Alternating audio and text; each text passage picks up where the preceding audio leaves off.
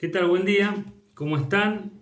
Voy a presentar el último tema que vamos a trabajar en la materia de sociología. El tema es Estado y sociedad. Al final de este video, de esta explicación, voy a dictarles una guía de preguntas. Luego les voy a compartir por WhatsApp la bibliografía necesaria que ustedes tienen que leer y con la cual van a trabajar para responder la guía de preguntas. En general, hay diversos modos de entrar a este tema, ¿no? Al tema del Estado y la relación del Estado con la sociedad. Porque así planteado, como lo dije recién, pareciera que una cosa es el Estado, que vamos a ver más adelante de qué se trata, y otra cosa es la sociedad. Es decir, que Estado y sociedad son dos cosas diferentes.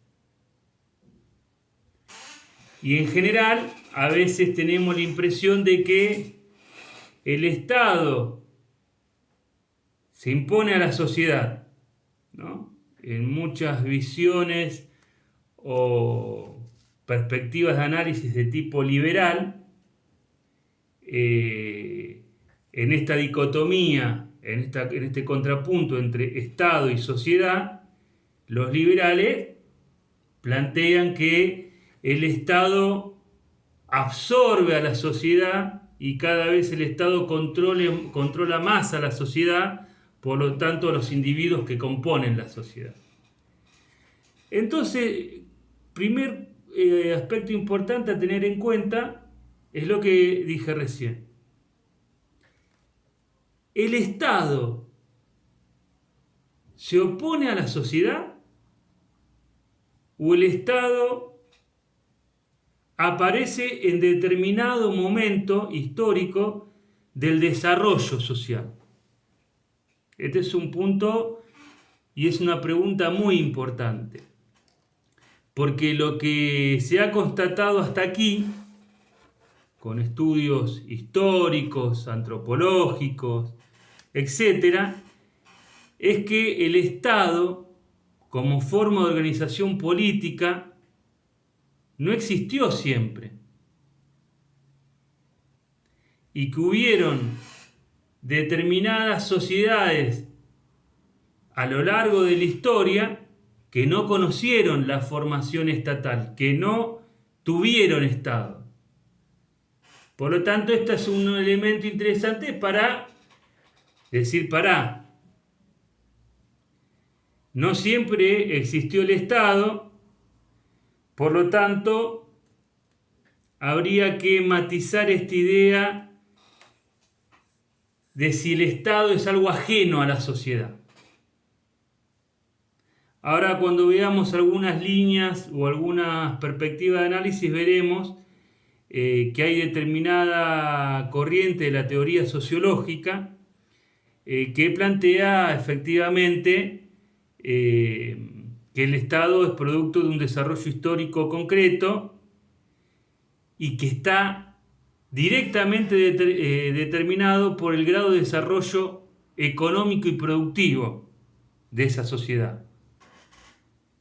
Pero no nos adelantemos al tema, sigamos con la cuestión del Estado. Vamos a empezar por los contractualistas, que es una corriente de pensamiento social de fines del año 1500, comienzos del año 1600 o mediados de 1600, Europa, y la cuna de este desarrollo o del desarrollo de esta perspectiva filosófica, social, sociológica, es Inglaterra.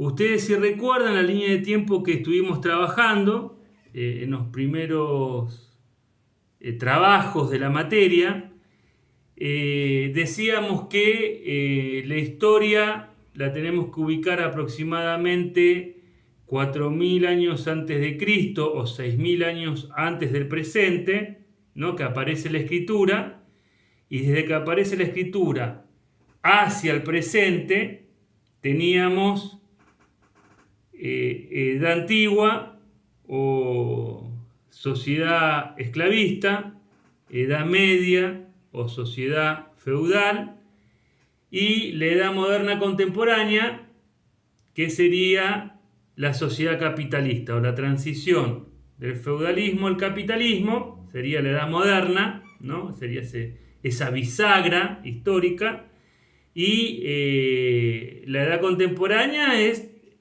la actualidad. El sistema social en el que vivimos se llama capitalismo. Entonces teníamos esclavismo, feudalismo y capitalismo, ¿sí?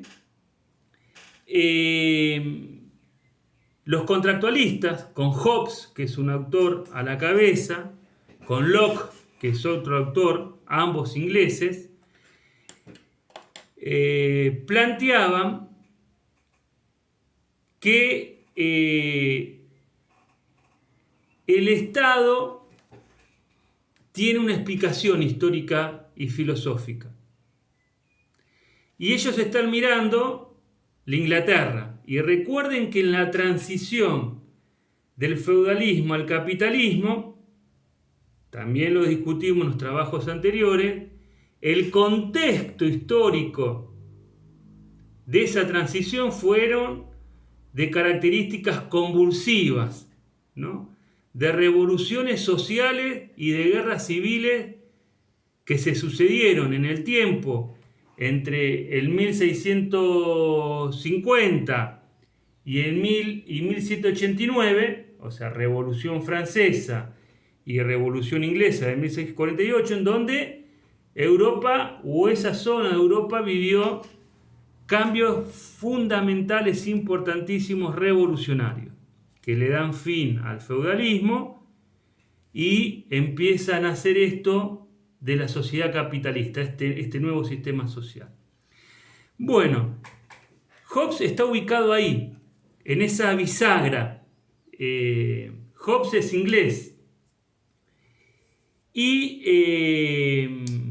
Inglaterra, la Inglaterra de Hobbes, ¿sí?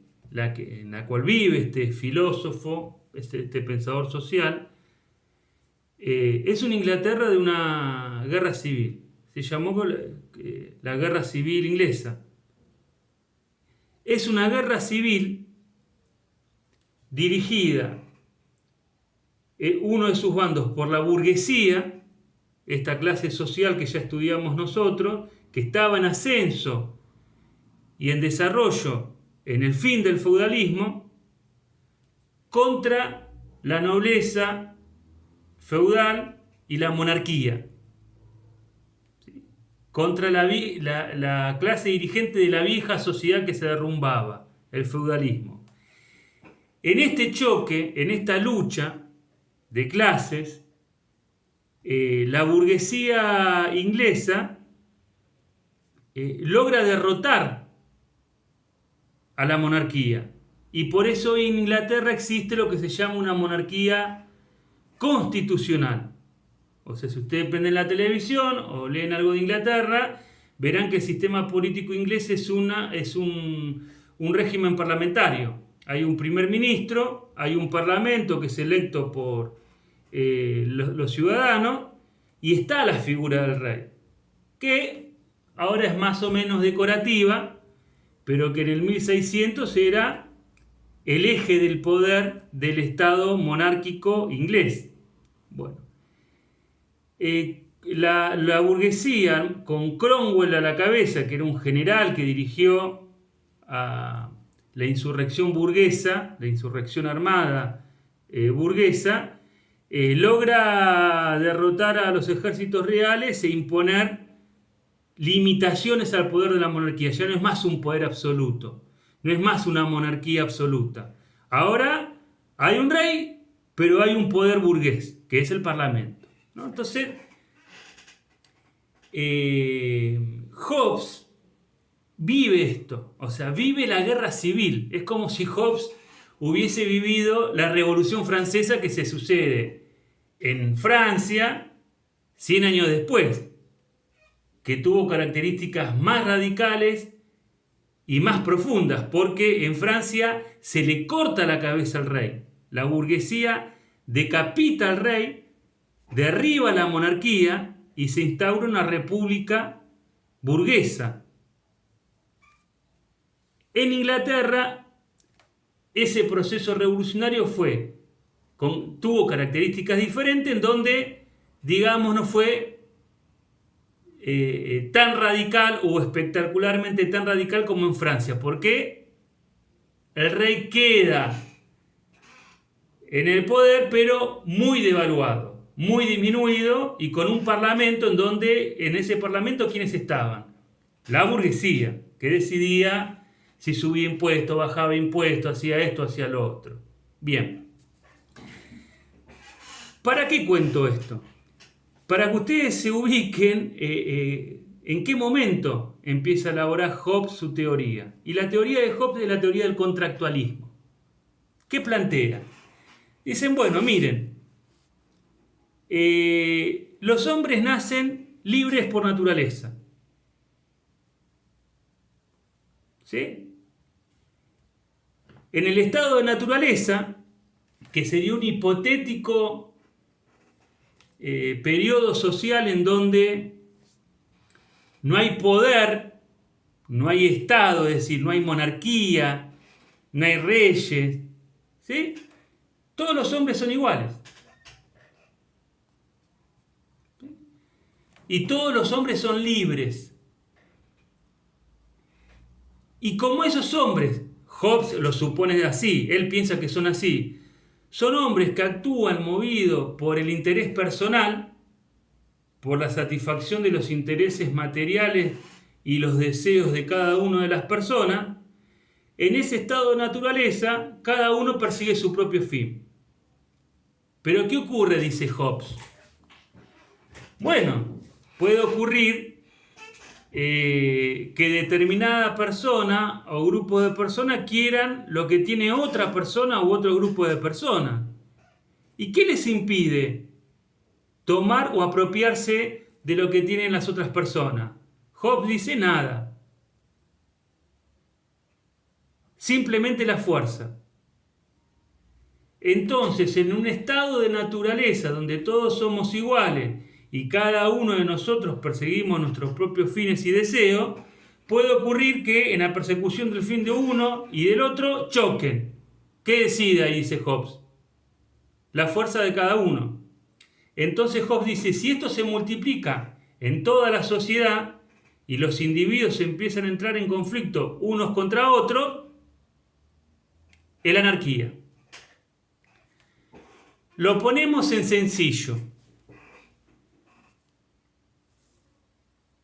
Mi vecino le encanta poner música y sacar los parlantes el domingo a las 8 de la mañana, y a mí me gusta dormir el domingo hasta las 10 de la mañana. Entonces yo voy y le pido muy amablemente, le digo, mira, por favor, baja la música porque es domingo, a mí me gusta dormir hasta las 10 de la mañana, ayer trabajé todo el día, etc. Y mi vecino me dice, mira, a mí me gusta poner la música los domingos a las 8 de la mañana,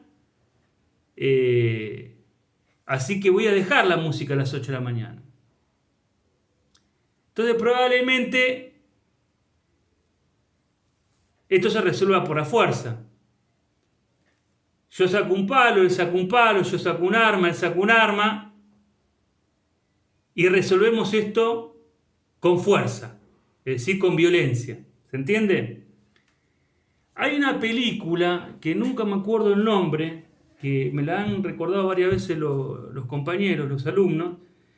Es bastante moderna, en donde una noche en los Estados Unidos se suspende la ley por una noche, ¿sí? Entonces por una noche se suspende la ley, cada uno sale a la calle y puede hacer lo que quiere. ¿Ven? O sea, somos libres. no tenemos ningún tipo de restricción. ¿Para qué no tenemos ningún tipo de restricción? Para, digamos, satisfacer nuestros deseos personales. Entonces, en esa película salen todos a la calle y es una guerra civil, es una lucha de uno contra otros. Bueno, Hobbes en esa película dice, bueno, se suspende la ley, se dice, ¿no? Entonces, si se suspende la ley, no hay Estado. Sería como una película típicamente hobbesiana. ¿Por qué? Porque es lo que plantea Hobbes. En el estado de naturaleza, el hombre es lobo del hombre. Es decir, el hombre lucha contra los otros hombres y por lo tanto prevalece la ley del más fuerte. ¿Estamos? Bien. Hobbes se pregunta, antes de seguir con la pregunta de Hobbes, esto que desarrolla Hobbes, que uno puede decir qué interesante, recuerden que más o menos el tipo estaba describiendo la situación de guerra civil en Inglaterra. La guerra civil o la guerra revolucionaria, la lucha revolucionaria de la burguesía, que terminó con la monarquía e impuso un régimen político parlamentario, el fin de la monarquía absoluta. O sea, más o menos Hobbes está viendo esto y yo creo, una opinión personal, que esta caracterización o esta apreciación de su teoría contractualista en la descripción de lo que él llama el estado de naturaleza, creo que está fuertemente influenciado por su experiencia social, personal de la Inglaterra de la época. Entonces Hobbes se pregunta y dice, bueno, en esta sociedad, en anarquía, en la guerra de todos contra todos, donde gana el más fuerte, la tendencia es hacia la disolución social, porque ninguna sociedad se puede mantener en el tiempo con ese nivel de violencia social y de guerra civil. Es decir, se va a extinguir la sociedad, diría Hobbes. ¿Cómo se sale de esto? Hobbes dice, yo tengo la solución. Como dijo anteriormente y dije yo, en el estado de naturaleza yo soy libre, todos los individuos son libres, nacen libres, ¿sí? Y tienen derechos inalienables, derechos naturales, el derecho a defender mi vida, el derecho a defender mi propiedad, el derecho a trabajar, el derecho de esto, el derecho de lo otro. Y también tengo un derecho fundamental, que es usar la fuerza para defender mis derechos. Si alguien quiere entrar a mi casa a llevarse mi televisor o mi bicicleta, yo tengo derecho a usar la fuerza contra esa persona que se quiere llevar mi bicicleta, que está violando la propiedad privada. ¿Sí? Entonces, miren el derecho que tiene supuestamente el sujeto social, el individuo social, en el estado de naturaleza. Tiene derecho a usar la fuerza y tiene derecho a matar. ¿Sí? Como en esta película que les dije yo, que ahora no me acuerdo el nombre, que seguramente alguien de ustedes se va a acordar y después lo va a compartir en el grupo para que la puedan ver todo. Entonces, si en el estado de naturaleza todos tenemos derecho a usar la fuerza, Hobbes dice, para salir de ese estado de anarquía social y de guerra de todos contra todos, todos los individuos que componen ese estado de naturaleza, esa sociedad en estado de naturaleza, todos los individuos tienen que hacer un pacto. ¿En qué consiste el pacto? Bueno, miren, para evitar que nos matemos todos contra todos, que sea una situación de guerra permanente entre nosotros, cada uno de los que estamos acá renunciamos a ciertos derechos. ¿Cuáles? Por ejemplo, el derecho de impartir justicia. Por ejemplo, el derecho a usar la fuerza. Ninguno de los que estamos en el estado de naturaleza, o de los que estamos en el estado de naturaleza, podemos usar la fuerza e impartir justicia. y le cedemos esos derechos, esos atributos, a un superior. Hobbes lo llamaba el Leviatán, pero ese Leviatán es el Estado. Entonces, en esta teoría contractualista, el Estado estaría por fuera y encima de la sociedad. Y ese Estado se crea por medio de un pacto, de un contrato. De ahí viene contractualismo. ¿En qué consiste el contrato? Y bueno, que cada uno de nosotros renunciamos a usar la fuerza, impartir justicia y le cedemos ese poder al Estado. Entonces el Estado es el único individuo que puede juzgar y usar la fuerza. Entonces, volviendo al ejemplo de mi vecino, en vez de agarrarme a las trompadas con mi vecino, agarrarme a los palos con mi vecino, llamo al Estado. ¿Qué es el Estado? En una de las manifestaciones más concretas en la actualidad. La policía, llamo y digo, hola, ¿qué tal? Mirá, vivo en tal lugar, está infringiendo la ley, o tal norma, o tal edicto. Y el Estado, o sea, la policía, que tiene una pistola, que tiene un garrote y que lo puede usar, ¿sí? Dice, señor, está violando tal norma, se puede escuchar música a partir de tal hora, apague la música. Y si no la apaga, aplica la violencia. O viene un juez y dice, marche preso. ¿Se entiende lo que digo? Entonces, en la teoría de Hobbes, esta cuestión está, la superación del estado de naturaleza está mediado, está determinado por el pacto, por el contrato que realizan los sujetos que viven en una sociedad en estado de naturaleza para salir del estado de naturaleza. Dice Hobbes, cuando realizan el pacto, cuando forman el estado, salen del estado de naturaleza y pasan al estado social. Es decir, recién ahí se conformaría una sociedad. ¿Me explico? Entonces, para Hobbes, el único estado social es el estado que creó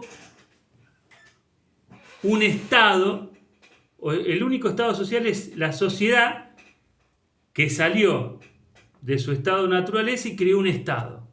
Entonces, por lo tanto, es un estado social, en donde cada uno persigue sus propios intereses, pero cuando cruza la raya de los intereses del otro, aparece como la sumatoria de todos los individuos de esa sociedad, con todo ese poder que le cedieron a ese Estado, y le impone por la fuerza a X individuo, ¿no? El cumplimiento de la ley. Por eso siempre, en general, se identifica la ley con el Estado, ¿sí? Y la fuerza con la ley y el Estado. ¿Se entiende? Entonces, esta sería la idea, grandes rasgos, de la teoría de Hobbes y de Leviatán. Bueno, continuamos. Hobbes no es el único autor contractualista. Hay otros. Hay un inglés más que se llama John Locke, que es el que plantea la cuestión de la división de poderes, pero eso no creo que sea pertinente desarrollarlo ahora. Y después tenemos otros autores como Rousseau, que ya es francés. Recuerden, Hobbes y Locke son ingleses. Revolución de Orange, revolución burguesa inglesa. Rousseau es francés, de Francia, revolución francesa, ¿no? Hay diferencias importantes, pero me parece que, lo que quiero que quede claro es esta idea del estado de naturaleza, en qué consiste en el estado de naturaleza, cómo son los individuos en una sociedad en estado de naturaleza ¿Por qué en esa sociedad hay una guerra de todos contra todos? ¿Y cómo se sale, según Hobbes, de ese estado de naturaleza? Que es a través del contrato, del pacto, ¿sí? En donde se crea el Estado. Bien, ahora vamos a plantear 2 o 3 ideas de Weber, que él retoma con mucho detalle. Es un gran lector de Hobbes, de los contractualistas. Y Weber, lo que me interesa a mí es la cuestión de cómo estudia la cuestión del poder. Bueno, dice, bueno, bárbaro. Está el Estado, está la sociedad. Ahora, ¿quién puede usar la fuerza, la violencia en esa sociedad? Uno podría responder todos. Weber y Hobbes dirían de ninguna manera. Solamente la puede ejercer y la puede detentar, la puede tener el Estado. Porque el Estado, ahí viene Weber, tiene el monopolio exclusivo de la violencia, de la fuerza. Y esto nosotros lo podemos constatar muy rápidamente en la sociedad capitalista presente. Cuando yo voy al colegio, cuando ustedes van al colegio, cuando estábamos en la presencialidad, no íbamos y sacábamos nuestras armas y las poníamos arriba del escritorio y yo hablaba de sociología y ustedes preguntaban, cuestionaban, etc. No, ninguno de nosotros lo podemos hacer. ¿Quién tiene el poder? ¿Quién tiene el monopolio de la fuerza? El Estado, a través de sus diversas instituciones represivas. Desde las Fuerzas Armadas, recuerden que las Fuerzas Armadas tienen el Ejército, la Marina y la Fuerza Aérea. Los servicios de inteligencia, la Gendarmería Nacional, la Prefectura Nacional, la Policía Federal, las policías provinciales, las policías municipales. O sea, fíjense en el ejército, ¿no? Uno dice, claro, es un ejército de sujetos que conforman diversas instituciones del Estado y que son los que monopolizan la fuerza. Tienen el monopolio de la fuerza. ¿Se entiende? Entonces, Weber dice que el Estado moderno, quien detenta el monopolio legítimo de la fuerza es el Estado. Piensen, por ejemplo, en el amotinamiento de la policía de la provincia de Buenos Aires reclamando 40% de aumento de salario al básico, que en 2 días logró lo que ningún gremio del sector privado en la República Argentina consiguió: 40% de aumento en blanco al básico, más reivindicaciones de zapatos, esto, aquello, alimento. Más o menos tuvieron un aumento del 50% del salario. En 2 días. Ahora, quienes reclamaron no eran ciudadanos comunes, eran representantes del Estado, que tienen el monopolio legítimo. Legítimo quiere decir que es legal y todo el mundo acepta que un policía esté con una pistola en la cintura. Ellos fueron los que fueron a reclamar. Ahora yo salgo con una pistola en la cintura caminando por Padua y todo el mundo me va a mirar medio raro. ¿Por qué? Porque no está legitimado, no está aceptado que nosotros, los civiles, entre comillas, usemos las armas, porque las puede usar solamente el Estado. Entonces acá viene una idea importante, porque Weber dice, miren, el poder es eso. es la fuerza.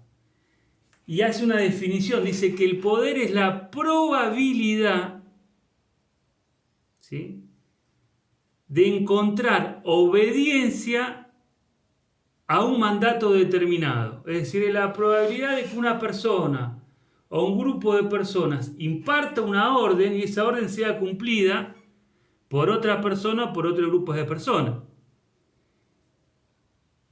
Y si no se cumple la orden, aparece la violencia.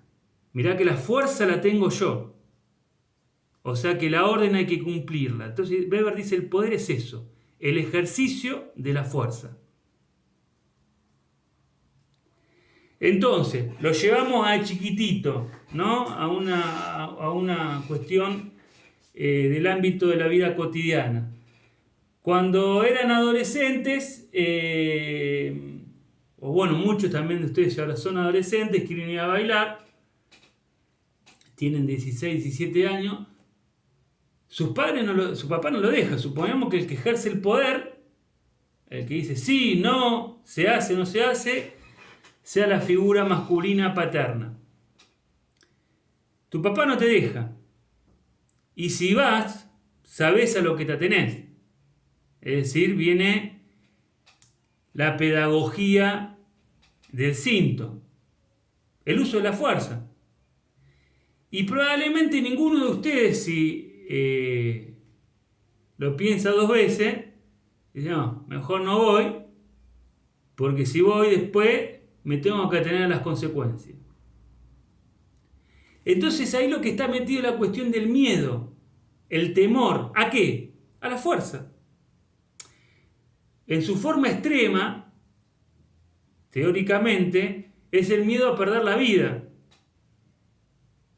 O sea, por ejemplo, recuerden que en los Estados Unidos varios delitos tienen penas, condenas de la pérdida de la vida, o sea, la pena de muerte.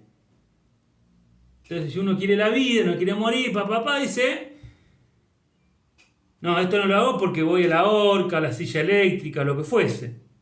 Entonces, el poder es el uso de la fuerza y es la obediencia por el temor a la represalia o a la aplicación de la fuerza por parte del Estado. ¿Sí? Entonces Weber dice, pero ningún gobierno que esté al mando del Estado, y acá esto es importante, esta distinción, no es lo mismo gobierno que Estado. Estado es la organización, las Fuerzas Armadas, el aparato judicial, ¿sí?, los funcionarios, que esos están siempre.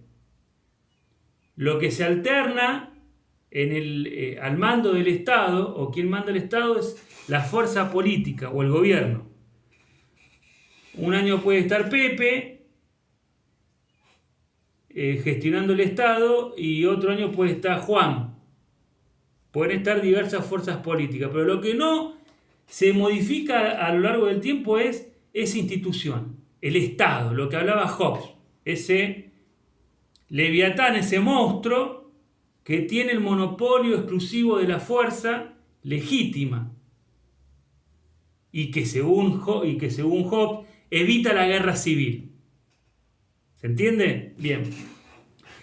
Entonces, acá viene Weber y dice, miren, ningún Estado se puede mantener a puro ejercicio del poder. Ningún gobierno puede mantenerse gobernando con palos, sistemáticamente. Ni siquiera la dictadura militar del 76, por poner un ejemplo. Que no nos cabe la menor duda que ejerció el poder en forma tremenda sobre todos aquellos que disentían con la política económica, la política internacional y las políticas de ese gobierno. Hasta tal punto de que fueron secuestrados, torturados y asesinados. Miren si no ejercieron el poder. Pero Weber dice, ojo, ningún gobierno, por más fascista que sea, en este caso estábamos hablando de la dictadura genocida del 76, puede mantenerse en el poder del Estado si no tiene consenso político. Y acá viene la cuestión de la dominación legítima. Es decir, la dominación legítima sería como la otra cara del poder. El Estado manda, dice, se hace esto de determinada manera, un gobierno que está en el Estado, o lo haces o porque marchás preso, o lo haces porque estás convencido. O sea, pero siempre tenés que encontrar obediencia al mandato. Si no, no hay poder. Entonces, la dominación legítima sería como la otra cara de la moneda. ¿De qué moneda? Del poder. Una cara del poder es el garrote. La otra cara del poder es el consenso. ¿Y qué sería el consenso? Ah, no, que yo obedezco a mi mamá y a mi papá porque yo estoy convencido de que hay que hacer las cosas así como ellos dicen, y yo pienso que a mí nadie me está obligando a hacer algo que yo no quiero, lo hago porque yo estoy convencido de que tiene que ser así. ¿Me explico? Entonces, en el caso de la dictadura, hubieron dominados, o sea, porque Weber dice, los dominadores están en el Estado, los dominados están del otro lado, en la sociedad. Ahora, para que los dominadores sigan dominando, dice Weber, los dominados o los gobernados tienen que prestar consenso, o tienen que estar de acuerdo, o tienen que sentir como las decisiones de los gobernantes como si fueran decisiones propias, y bueno, las hago porque estoy convencido de que esto hay que hacerlo de esta manera. Entonces la dictadura del 76, evidentemente, si no cayó el 25 de marzo o el 30 de marzo de 1976, se mantuvo 6-7 años en el gobierno del Estado, evidentemente esa dictadura militar tuvo consenso social de una parte de la población. ¿Sí? Había gente que pensaba, bueno, sí, había que poner orden, había que meter preso a había que... Esto ya no podía seguir más así como estaba en el 75-76, hacía falta orden. Bueno, vienen los que gobiernan, plantean el orden, yo estoy de acuerdo. Entonces, la estabilidad de un gobierno está determinado por esta dosis de fuerza y consenso. Consenso y fuerza. ¿Dónde estaría el consenso, por ejemplo, del gobierno de Alberto Fernández? Lo votó el 50% de la población. El 50% de los gobernados, de los dominados, dijeron, esta es la salida. Creemos en que va a poner dinero en el bolsillo de los argentinos, que vamos a comer asado todos los fines de semana, que esto, que el otro, apoyamos. De la misma manera que apoyó o apoyaron los gobernados, los dominados, a lo que fue el gobierno de la Alianza en el año 99, que le gana al menemismo, ¿sí? Gobierna de la Rúa, y 2 años después, para que miren la dinámica de las relaciones de poder, los mismos que habían votado a De la Rúa para sacarse de encima a Menem, en el 2001 salen a la calle a reclamar que se vaya De la Rúa a Caballo. ¿Y cómo reacciona el gobierno de De la Rúa, que había perdido consenso o que su dominación política ya estaba siendo cuestionada? ¿Por quién? Por los gobernados. ¿Cómo reacciona ese gobierno? Con la otra cara del poder, la fuerza. Saca a la policía, los servicios de inteligencia y asesinan 32 personas, manifestantes, que fueron a reclamar a la Plaza de Mayo a que se vaya De la Rúa a Caballo. Ese gobierno de la Rúa Cavallo en el 2001, que ya no tenía ninguna forma de poder ejercer el poder, porque ya había perdido el consenso político, lo que sería Weber diría dominación legítima, la había perdido en 2 años, también había sido cuestionado con el uso de la fuerza. Por lo tanto, la otra que le quedaba es sacar los tanques a la calle, y el 2001 hubiese sido una guerra total, ¿no? Digamos, como para que se entienda, en el sentido de que no hubiese habido un 19 y 20 de diciembre, hubiese habido un 19, un 20, 23, 24 y una guerra, ¿no? Una guerra así, un enfrentamiento militar entre un gobierno, hipotéticamente esto no sucedió, ¿no? Pero entre un gobierno como el de la Alianza, que ya había perdido la dominación legítima, pero quería mantenerse en el poder del Estado por medio de la fuerza, la otra cara del poder, a pura fuerza. Y eso iba a provocar probablemente una reacción de enfrentar la fuerza con la fuerza. La guerra civil, lo que vivió Hobbes. Bueno, voy a tomar un poco de agua, voy a poner pausa y ahora damos un cierre final presentando otra mirada respecto a esta cuestión del Estado y la sociedad. Bueno, continuamos. La otra mirada con respecto a la cuestión del Estado y la sociedad es la desarrollada por el materialismo histórico.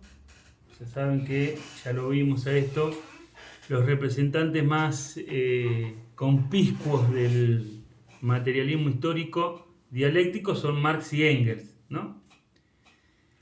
Y estos dos autores, Marx y Engels, tienen una mirada bastante original y entra y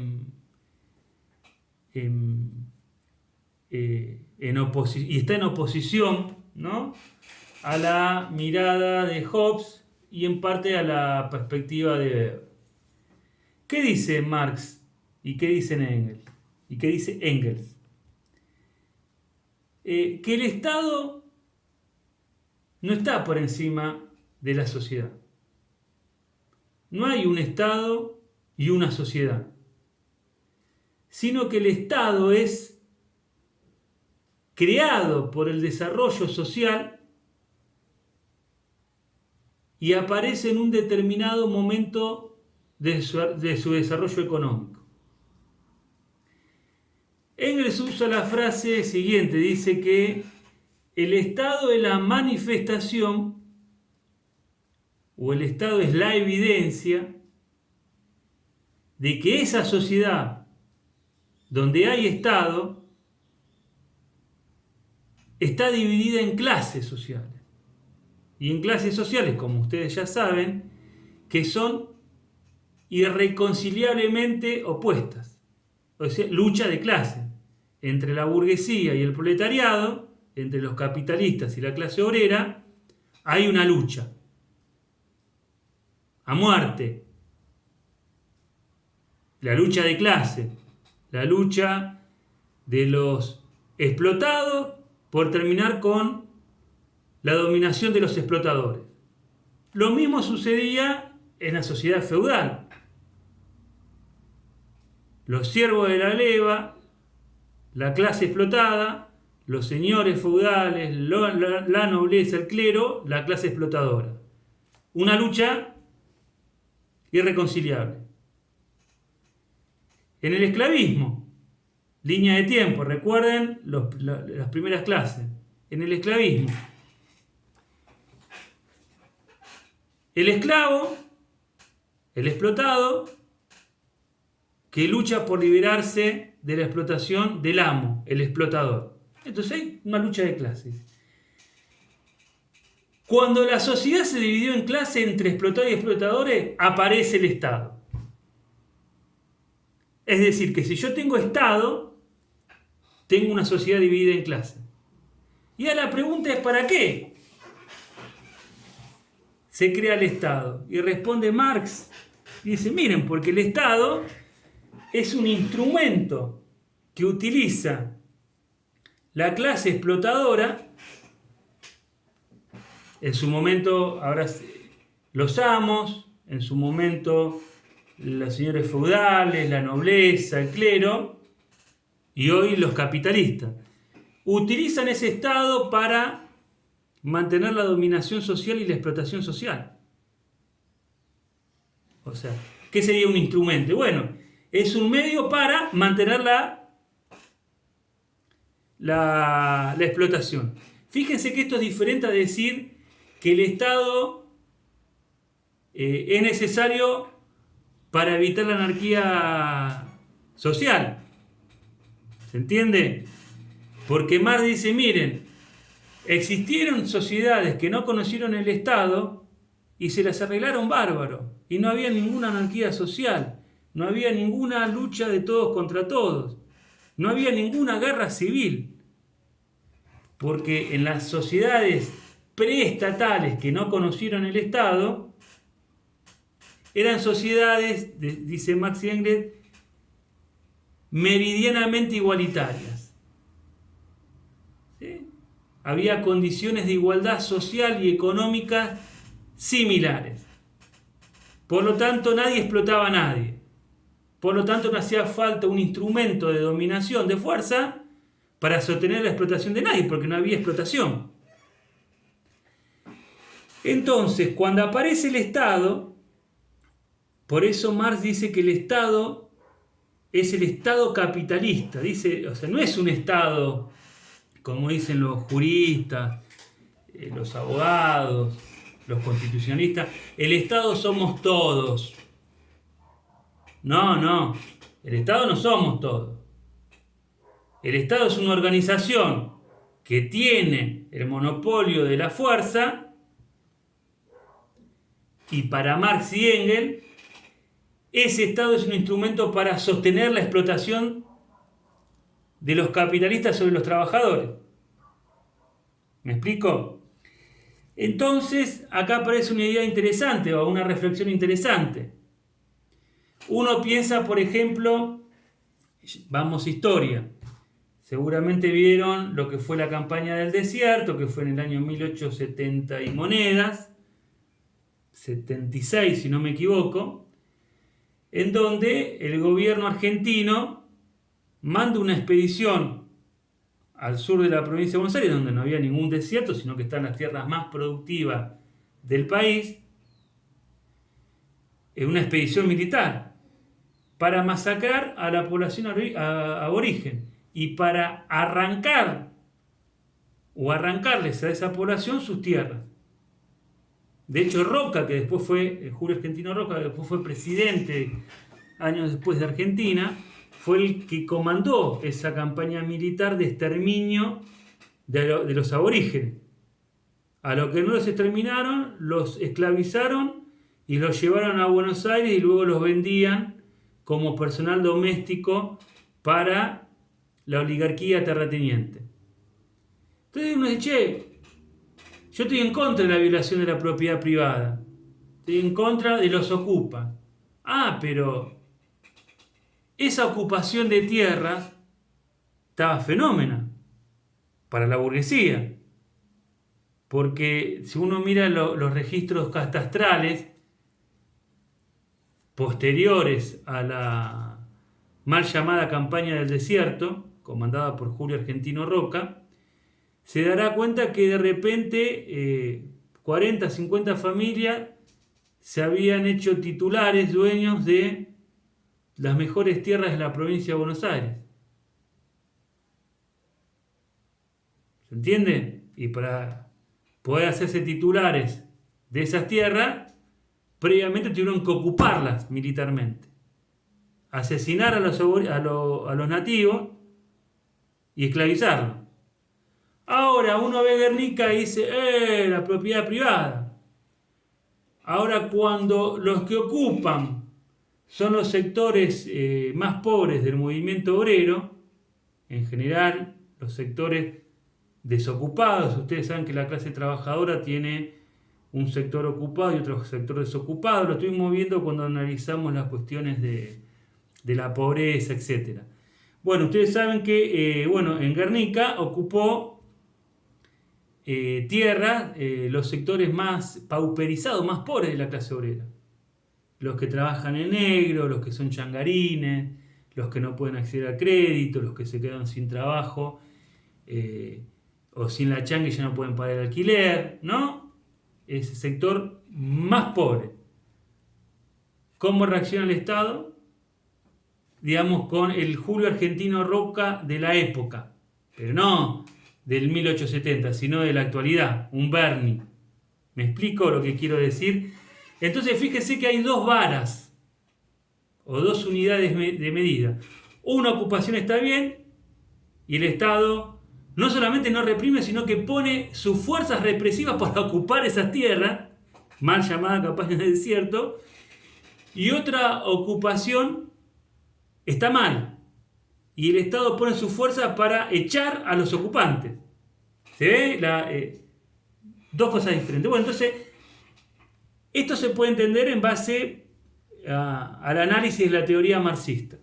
¿No? Es decir, bueno, ¿por qué acá sí y acá no? ¿Por qué en 1876 pusiste los rifles, el ejército para ocupar la tierra y acá ahora poner los rifles y el ejército para desalojar la tierra?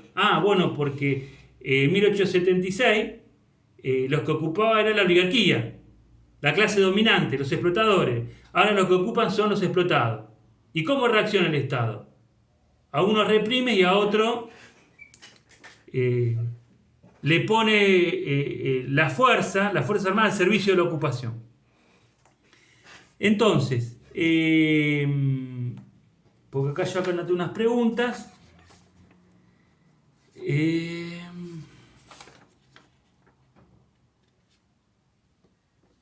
Bueno, ya veo que vamos como 50 minutos, se va a hacer un poco largo. Vamos a pasar a las preguntas. Yo después le voy a subir ahora la bibliografía y arrancamos a trabajar con esto. Cualquier duda, crítica, aporte, lo que fuese, ya saben que lo pueden compartir en el WhatsApp o por mail, así hay una participación de todos de estos problemas que estamos discutiendo. Bueno, van las preguntas. De título podemos poner el trabajo práctico, Estado y Sociedad. Abajo las diferentes concepciones sobre el Estado y la sociedad. Contractualismo, marxismo, etc. Pregunta 1.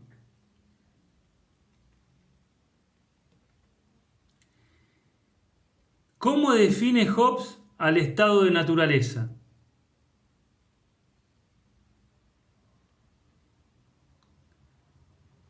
Seguido. ¿En el estado de naturaleza reina la paz? 2. ¿Cómo se sale, según Hobbes, del estado de naturaleza? Cierran la pregunta. Desarrolle. 3. Defina qué es el poder para Max Weber.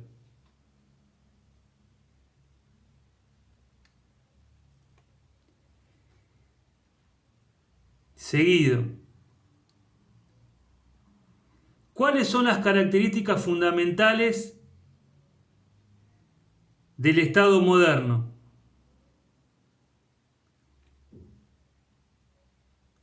2. Perdón, sería 4.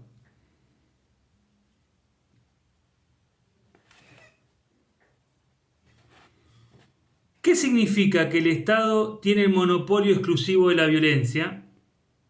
Cierran pregunta, desarrolle.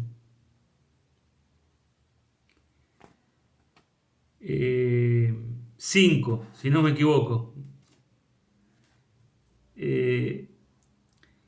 Explique las diferencias entre poder y dominación para Weber. 6. ¿Qué es el Estado en la para la teoría marxista? Seguido, ¿es el representante de toda la sociedad? Cierran la pregunta, fundamente. 7. ¿Por qué Marx define